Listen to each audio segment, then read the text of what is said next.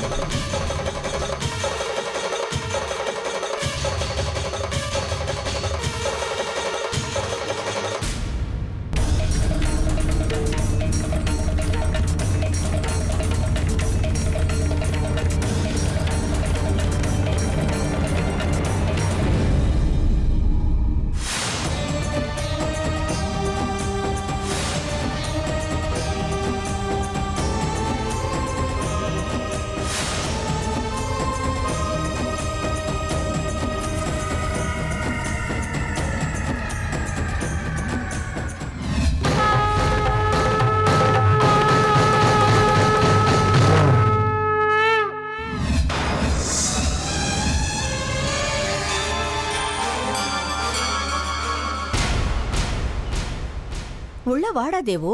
இல்ல பரவாயில்ல. ஏ லலிதா, அங்க யாரு கூட பேசிட்டு இருக்க?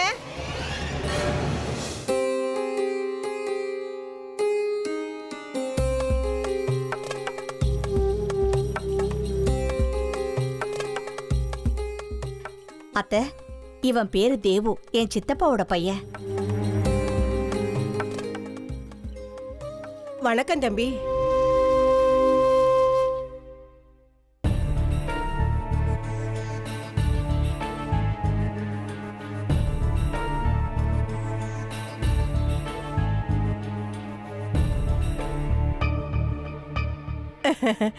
உள்ள வாப்பா. ஏப்பா வாசல்ல நிக்கிற? முதல் தடவையா வீட்டுக்கு வந்திருக்க. எத்தனை வருஷம் ஆச்சு உன்னை பார்த்து. உன்கிட்ட நிறைய பேச வேண்டியிருக்கு. உள்ள வா. மன்னிக்கணும், இப்ப நான் ஒரு விரதத்துல இருக்கேன். எந்த ஒரு சம்சாரியுடைய வீட்டுக்குள்ளேயும் நான் வரக்கூடாது. ஓ அப்படியா? உன் விரதம் எங்களால கெட வேண்டாம். லலிதா, திண்ணையில பாய விரிச்சு உட்கார வைமா. அக்காவும் தம்பியும் பேசுங்க, நான் காஃபி போட்டு கொண்டு வரேன். காஃபி வேண்டாம், ஒரு சொம்பு தண்ணியும் அது கூட கொஞ்சம் வெல்லமும் கொடுங்க, போதும்.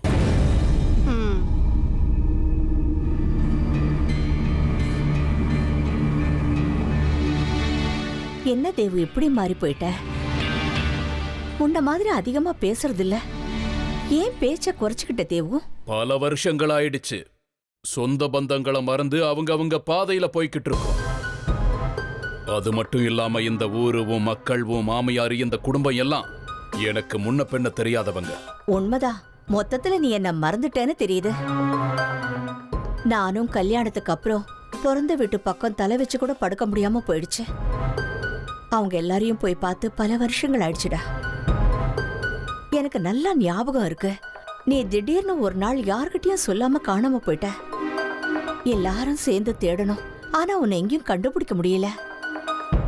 அன்னைக்கு போன வந்தா இன்னைக்குதான் நான் உன்னை மறுபடியும் பாக்குறேன்.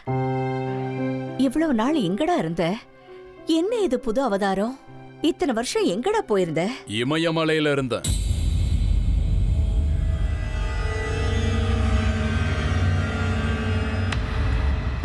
நான் ஒருத்தி உன்னை இப்படியே நிக்க வச்சு பேசிட்டு இருக்கேன். ஒரு நிமிஷம் இரு, போய் பாய் கொண்டு வரேன். திண்ணையில உட்காந்து பேசலாம்.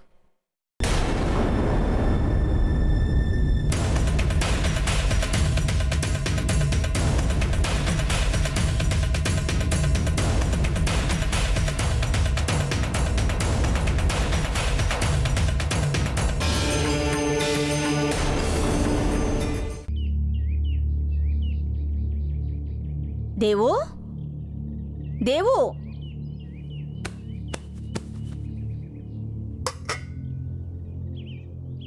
தேவு, கிளம்பி போயிட்டியோன்னு பயந்துட்டு இருந்தேன். இங்கதான் இருக்கியா? வா, வந்து உட்காந்து கொஞ்சம் அதை சாப்பிடு. அதுக்கப்புறம் ஆறாமரை உட்காந்து பேசிக்கலாம்.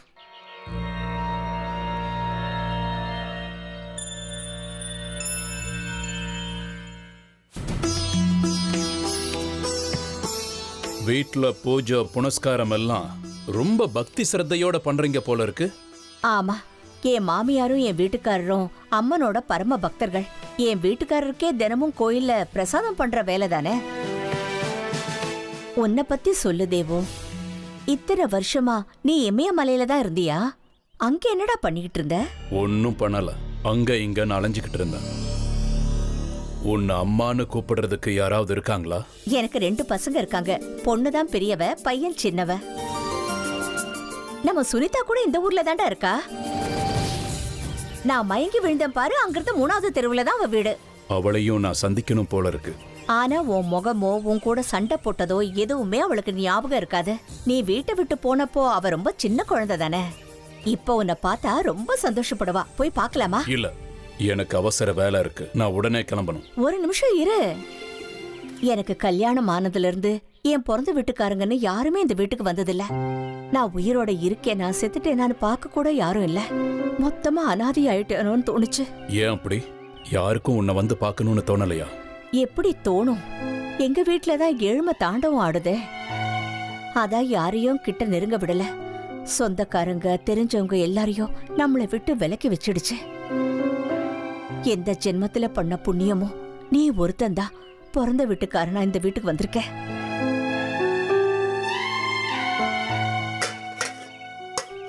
இந்தா முதல்ல வயிறார சாப்பிடுறா.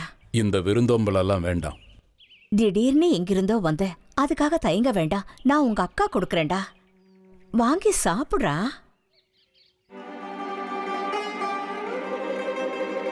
ஐயோ மறந்தே போயிட்டேன், இரு நான் போய் தண்ணி கொண்டு வரேன்.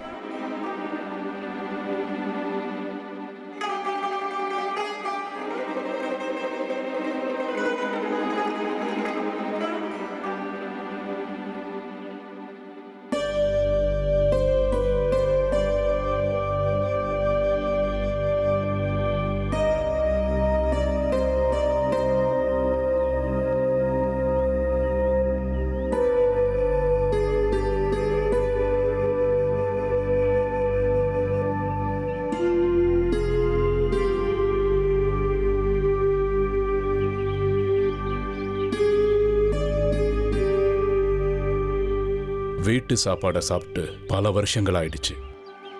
வீட்டை விட்டு போறதுக்கு முன்னாடி நாள் ராத்திரி உங்க எல்லாரும் கூட உட்காந்து அம்மா ஊட்டி விட்டு சாப்பிட்டதுதான். இத்தனை வருஷம் இமயமலையில என்ன பண்ணிட்டு இருந்த? அதெல்லாம் உனக்கு புரியாது. தெளிவா சொன்னாலும் உனக்கு பிடிக்காது.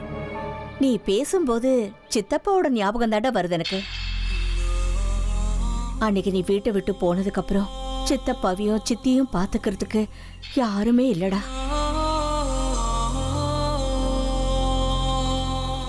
எனக்கு தெரிஞ்சு ஒரு 5-6 வருஷம் நானே அவங்க வீட்டுக்கு போய் வீட்டு வேலை செஞ்சு சமையல் செஞ்சு எல்லா வேலையும் செஞ்சுட்டு வருவேன். எனக்கு கல்யாணம் ஆகிற வரைக்கும் தினமும் சித்தப்பா சித்தியே நான் பாத்துக்கிட்டு இருந்தேன். அங்க முடிச்சதுக்கு அப்புறம் தான் எங்க வீட்டு வேலையை பாப்பேன். என் குடும்பத்தோட மொத்த பொறுப்புகளையும் நீ உன் தலையில போட்டுக்கிட்டியா? நான் பெத்தவங்களுக்கு செய்ய வேண்டிய கடமையெல்லாம் நீ என் இடத்துல இருந்து நிறைவேற்றி இருக்க. உனக்கு நான் எவ்வளவு நன்றி சொன்னாலும் பத்தாது. இப்போ சாப்பாடு போட்டிருக்க, இது இன்னொரு கடன். நமக்குள்ள எதுக்குடா நன்றி கடன் எல்லாம்? அவங்க இப்ப எப்படி இருக்காங்க? சித்தி ரொம்ப உடம்பு முடியாம இருக்காங்களா? இப்போவோ அப்போவோன்னு இழுத்துக்கிட்டு இருக்கிறதா சொன்னாங்க. அவங்க அனுபவிக்கிற வலியையும் வேதனையும் நினைக்கும் போது ரொம்ப கஷ்டமா இருக்குடா. அப்பா? அவர் போய் சேர்ந்து 4 வருஷம் ஆயிடுச்சு.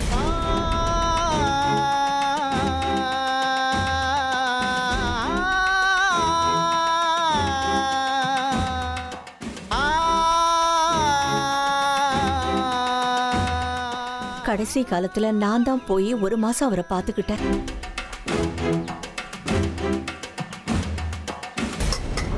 ஏன்டா இப்படி பாதியிலேயே கை கழுவுற? போதும். இப்படி பாதி சாப்பாட்டை சாப்பிட்டு கை கழுவ கூடாதுடா. இவர் தான் என் வீட்டுக்காரரு. அம்மன் கோயில்ல பிரசாதம் பண்றாருன்னு உங்ககிட்ட சொன்னேன் இல்லையா? இவன் என் பையன், டிராவல்ஸ் வச்சு நடத்துறான். இவன் பேரு தேவுங்க, என் சித்தப்பாவோட பையன்.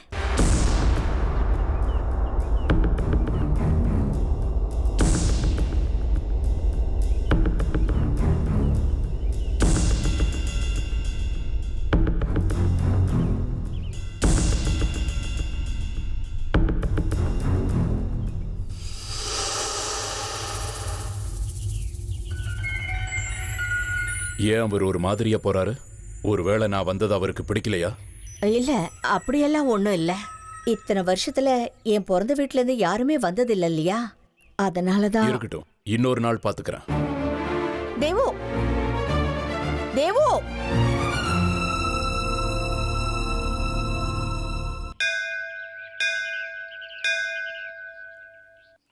ஒரு நிமிஷம் பஞ்சாக்ஷரி, 10 நிமிஷம் விட்டீங்கன்னா நான் அம்மாவை போய் பார்த்துட்டு வந்துடுறேனே. அவங்க எழுந்து நடந்து போனது நீ பார்த்தல, அப்ப அவங்க உடம்புக்கு ஒண்ணும் இல்லைன்னு தானே அர்த்தம்? கெஞ்சி கேட்டுக்கிறேன், ஒரு தடவை போய் பாக்குறேனே. ஆஹாஹா, என்னமா நடிக்கிறமா நீ?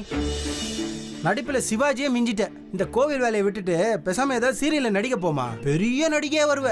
ஏன் பஞ்சாக்ஷரி இப்படி எல்லாம் பேசுறீங்க? அம்மா கோவிலுக்கு வரா மாதிரி நீ வா, நான் வந்து தண்ணி எடுக்கிற மாதிரி வரேன்னு வீட்டுல 2 பேரும் பேசி வச்சுக்கிட்டு தானே வந்திருக்கீங்க. நீங்க தண்ணி பிடிக்கிற மாதிரி வருவ, உங்க அம்மா அங்க மயக்கம் போட்டு விழுந்துருவாங்க. என்னம்மா இது? இப்படியே அரை நாள் போயிடும். வேலை செய்யாம இருக்கிறதுக்கு இப்படி ஒரு நாடகத்தை ஆடுறீங்களா? இந்த மாதிரி எத்தனை நாடகத்தை நான் பார்த்திருப்பேன். இல்ல பஞ்சாக்ஷரி, எனக்கு ஒண்ணும் அவ்வளவு கெட்ட புத்தி இல்ல. நான் எதுக்கு தேவையில்லாம நாடகம் ஆடணும்? விடுஞ்சா நான் அவங்க முகத்தை தான் பார்க்கணும். ராத்திரி பூரா ஒன்னா தான் இருக்கும். இங்க வந்து பேசுறதுக்கு என்ன இருக்கு? இந்த பாருமா, இந்த நாடகம்லாம் எனக்கும் தெரியும். உங்க அம்மா அம்மனை சேவிக்கிறதுக்கு வரா மாதிரி வருவாங்க, பிரசாதத்தை கொடுக்குற மாதிரி உங்க அப்பா கொடுத்து அனுப்புவாரு. நீ அதை வீட்டுல போய் சாப்பிடுறது. மொத்தத்துல உங்க வீட்டுல அடுப்பை பத்த வைக்கிறதே கிடையாதுல்ல. போதும் பஞ்சாக்ஷரி, அந்த மாதிரி புத்தி இல்ல எனக்கு இல்ல, உங்களுக்கு தான் இருக்கு. நீங்க தான் அப்படி பண்றீங்க போல இருக்கு. அந்த அளவுக்கு மோசமான கதை எங்களுக்கு வரல. சாப்பாட்டுக்கு இல்லாம நான் ஒன்னும் வேலை செய்யல. இப்ப நான் எங்க அம்மாவை பார்த்தே தீரணும். அனுமதி கொடுத்தாலும் சரி, கொடுக்கலனாலும் சரி. இஷ்டம் இல்லைன்னா என்ன வேலையை விட்டு அனுப்பிடுங்க.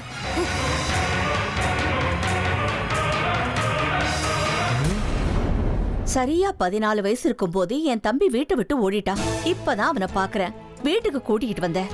நீங்க என்னடானா மூஞ்சிய திருப்பிட்டு உள்ள வந்துட்டீங்க. லலிதா, நம்ம வீட்ல சூழ்நிலை எப்படி இருக்குன்னு உனக்கு தெரியாதா? அக்கா நிலைமை இப்படி இருக்கேன்னு எல்லாருமே மனசுக்குள்ள அழுதுட்டு இருக்கோம்மா. இந்த சூழ்நிலையில உங்க தம்பி கிட்ட சிரிச்சு பேச யாரால முடியும் சொல்லுங்க? இன்னொரு வாட்டி உன் தம்பியை வீட்டுக்கு வர சொல்லு. வேணும்னா அவன் கூட உட்காந்து நான் சாப்பிட்றேன். கண்டதெல்லாம் யோசிச்சு மனசை குழப்பிக்காத.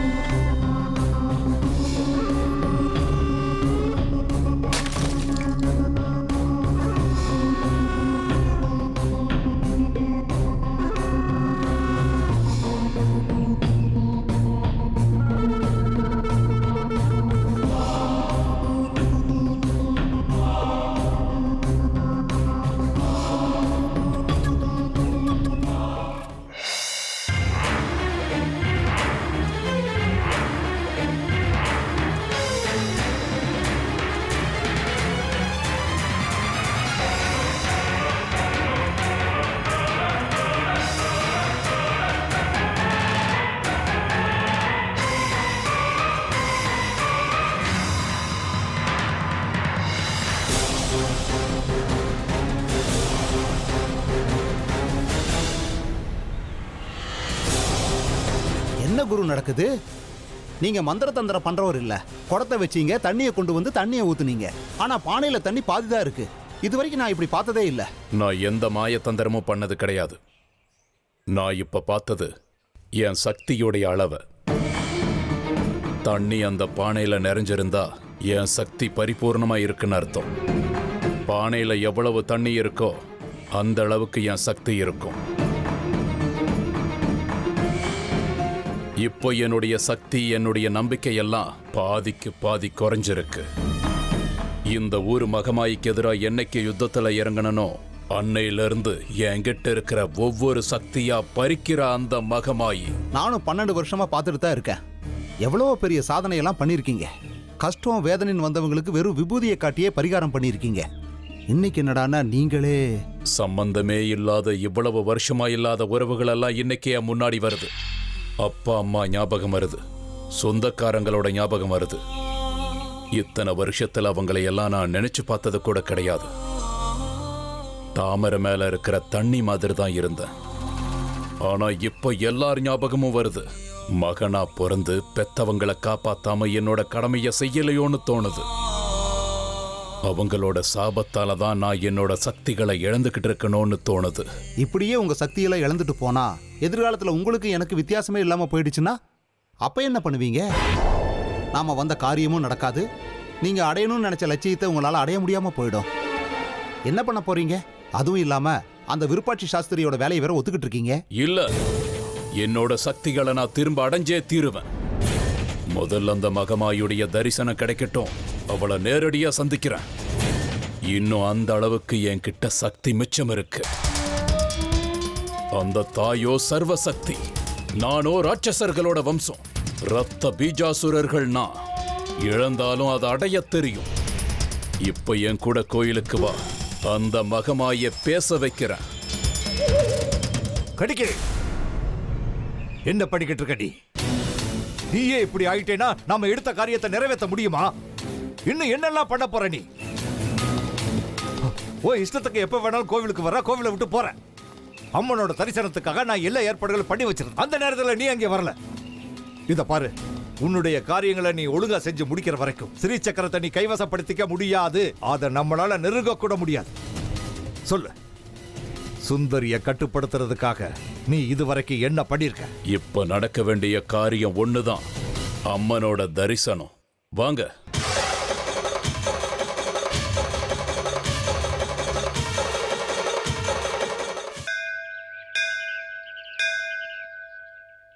விருப்பாட்ச சாஸ்திரி, நீங்க உள்ள போய் தரிசனத்துக்கு ஏற்பாடு பண்ணுங்க. நான் இங்க இருக்கிற தடங்களை எல்லாம் தூக்கி எறிஞ்சிட்டு உள்ள வர்றேன். இன்னைக்கு உங்க அம்மன் எப்படி என்ன தடுக்கிறான்னு நான் பாத்துறேன். அவளை பத்தி எனக்கு நல்லா தெரியும். சும்மா கதவை சாத்திப்பா இன்னும் என்னென்னமோ செய்வா அவ. பெத்த புள்ளைக்கு தரிசனம் கொடுக்காத தாயை இன்னைக்குதான் நான் பாக்குறேன். நீங்க தரிசனத்துக்கு ஏற்பாடு பண்ணுங்க, நான் உள்ள வருவேன். இதுதான் கடைசி வாய்ப்பு. இன்னைக்கு மட்டும் நீ விட்டுட்டா இனிமே அம்மனை தரிசிக்கிற வாய்ப்பு உனக்கு கண்டிப்பா கிடைக்காமலே போயிடும். இன்னைக்கு ஒரு முடிவு எடுத்தாகணும். என்னுடைய லட்சியத்துக்கு நீ உதவி செய்ய முடியுமா முடியாதான்னு தெரிஞ்சு ஆகணும். நானும் அதே முடிவில் தான் இருக்கேன். இன்னைக்கு 2ல 1 முடிவு பண்ணியே ஆகணும். போங்க.